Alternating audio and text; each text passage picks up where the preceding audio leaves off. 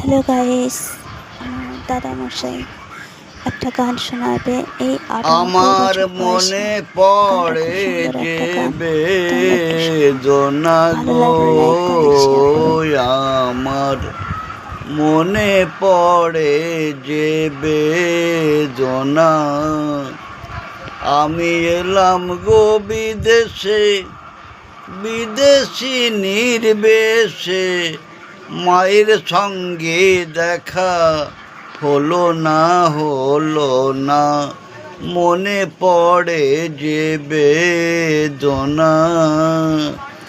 যে মা 10 মাস 10 দিন গর্ভেতে ধরিল, প্রসবকালে মাতা কি যন্ত্রণা পেল।